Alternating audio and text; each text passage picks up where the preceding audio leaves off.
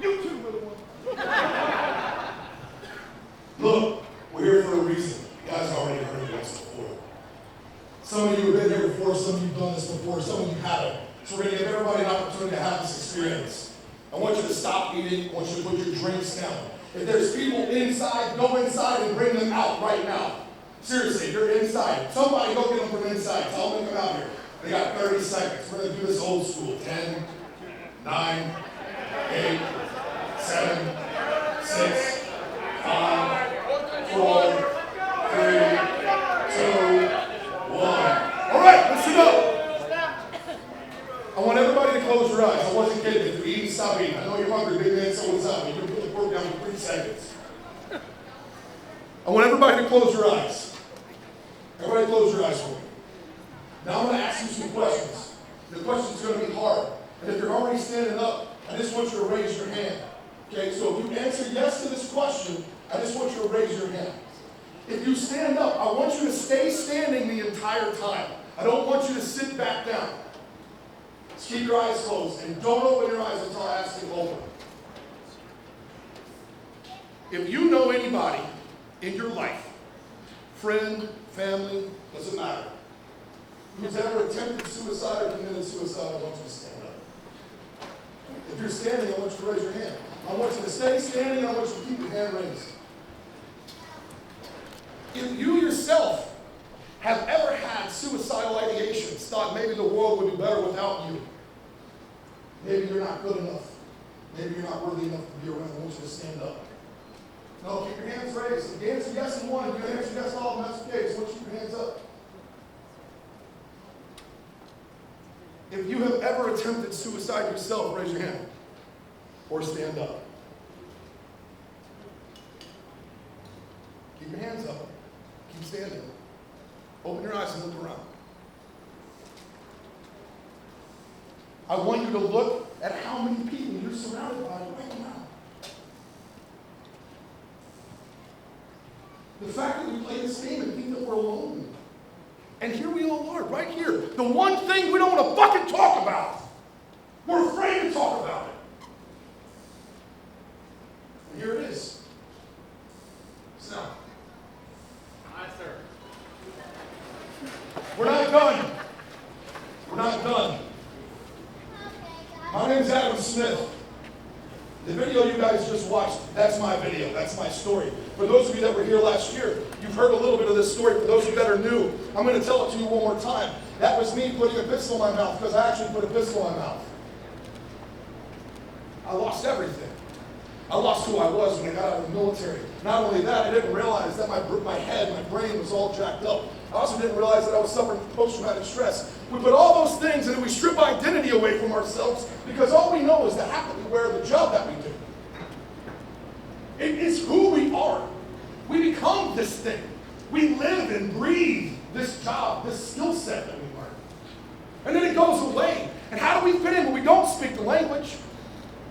When you say pass the fucking salt at the dinner table, people look at you sideways. So we don't fit in. What do? Well, we hide. And the phrase, I got this, or I can handle this. See, there's this fear that if we talk about the fact that I want to kill myself, we talk about the fact that I can't function properly, we talk about the fact that I have weakness and deficiencies, that I'm a liability to my team. And we can't have that. We can't be liabilities to our teams because when we're liabilities, people die. It doesn't matter if you're in the military. It doesn't matter if you're a first responder. It doesn't matter if you are a law enforcement officer, a firefighter, a paramedic. It doesn't matter. The fact of the matter is, and I can promise you this, you don't got it. At all.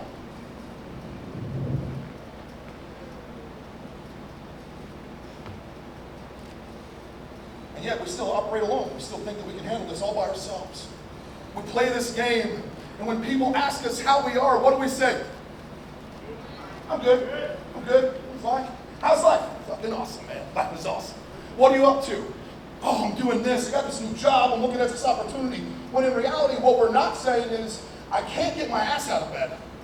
And when I do, the first thing I want to do is pour bourbon. And then after I'm pouring my bourbon and I drink half a bottle, I want to go hide in a dark room so nobody knows and sees me crying. That video is real. And when I made that video, I didn't know how it was going to turn out. And that suicide note that you heard, that was real. Those were the words I wrote on paper. Saying goodbye to my fiance. See, life changes. That's what you don't get. If I had done that, I wouldn't have a beautiful 2.5-year-old daughter. I wouldn't have the most savage and precious little thing in my life that gives me a giant hug, kisses my face, and says, "I love you, Daddy," and then smacks the shit out of me. It's the greatest gift I've ever known I didn't know I needed. What you don't realize is that that's what TVP is for the people who go through treatment. TVP is that 2.5-year-old little girl that runs up and says, "I love you, Daddy." Because this gives us an opportunity to change the world. It gives us an opportunity to change how we show up for those beautiful little things and moments and people in our lives.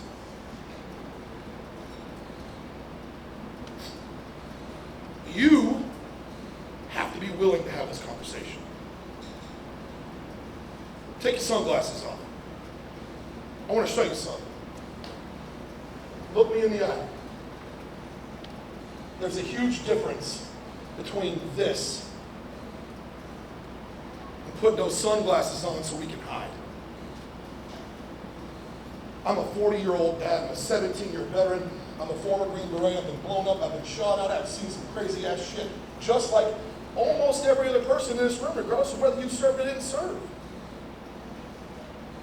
I'll promise you this.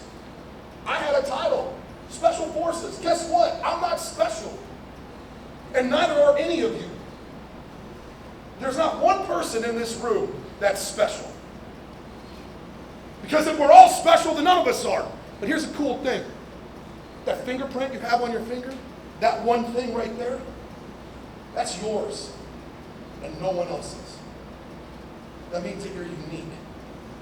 But your feelings and emotions are not. And if you think you want to keep them from other people who've had a similar experience, by experience I mean feelings, all you're doing is a disservice to yourself and to another person. I had to learn how to re-identify myself. I had to learn how to define who I would be and how I would show up. No longer is it permissible for me to hide in a dark room and drown my sorrows in bourbon. No longer is it permissible for me to wake up in the morning and think that I'm a fucking victim and the world is happening to me. No longer is it permissible to hide the story in conversation. You all have a duty in this room. You have a duty to use your words. You have a duty to talk about the shit that you've been through and the feelings that you have. Because guess what? I don't care if you are a freaking psychopath, you still have feelings. It's a human condition. Your experiences, like your fingerprint, are unique. Your emotions are not. Stop communicating about your experience and start owning and communicating about your emotion. You may find that you give permission to the person that you're talking to who is in the depths and dregs of hell, trying to battle to come out of the other side of depression, trying to battle to figure out how to relive their life. You may give them permission. You may be the catalyst that gives them the opportunity to open up and put it on the table. So I had to re-identify myself. And that's the thing. What I figured out was I had this thing, I could talk. Somebody once said, "Adam, man, you talk good." And I went, "Okay, that's cool. Thanks, I guess." What I didn't realize is that the power of word is the power of impact. And if you share your story, you share your word, you get to create impact. That's what I realized what my purpose was. I didn't choose to join the military because the military and my action defined who I was. My actions were chosen because of who I am, not the other way around. So who am I? I'm Adam. What's my purpose? So you get to define that too. It's to create impact, to have that conversation. And today, my mission, which used to be given to me by higher command authority, is to support TVP. Which means if I have a choice to define who I am, define what my purpose in life is, and to define how I deliver that purpose into the world via my mission, you have the choice to do the same thing. That's why we're here, is it not? You heard him earlier say what? Time, talent, and treasure. Well, I see a whole bunch of people that took time. I didn't see a whole lot of talent on the shooting range today, I will say that much. Treasure, the little things that go jingle in your pocket. A quarter, a nickel, a dime, a dollar, a 10 note, $100, $1,000, a car. Let me tell you this. We're here for two specific reasons. To raise some fucking money and put people into treatment so they can change their life. You all get to be that catalyst. Today, your words are dollars. Today, your action to create impact is your ability to provide treatment for an individual who doesn't know how to change their own lives. Because they're stuck, because they're lost, because we haven't had this conversation. So who are you going to choose to be? When the live auction kicks off and Craig's up there running his yapper like he does, are you going to sit back in the dark and wait for somebody else to put their hand up? Or are you going to choose to be the action taker, the impact maker, the person ready to drop bombs in a room of change? Because that's what it's about. My name's Adam Smith. My purpose is to create impact. My mission is however I choose to deliver it in the world. And today, y'all are my mission. I would like to introduce to you a gentleman who's wearing a cowboy hat and a thumb for a finger. So no matter what, he's always giving you a thumbs up.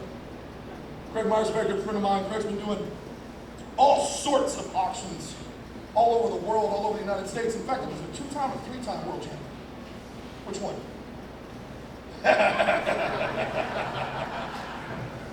So now you have a choice. You get to make the choice. This is what's getting ready to happen. It's up to you. It's up to you to take action, to be bold, to create impact. And I want you to look around this room. Who here has been treated, who has gone to treatment through Defenders of Freedom at TVP? I want you to stand up. If you've gone to treatment, I want you to stand up.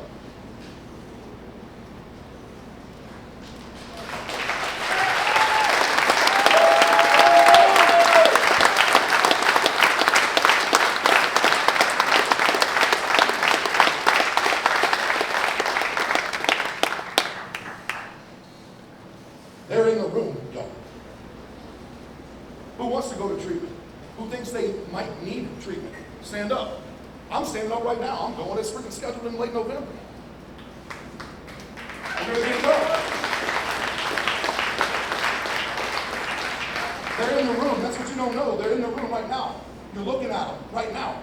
They're in the room. You all have the ability to make change. So this is my tagline. I'll leave it with this. Choose to be who you want to be.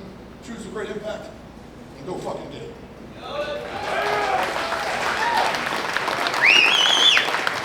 Adam Smith, ladies and gentlemen, y'all, hey, give it up for Adam. I want to tell you a little something about my brother Adam. I do feel like he's a brother. He's a good man. And I want to tell you something about Adam. He could rip your arms off and beat you to death with them. But I don't know anybody with a bigger heart.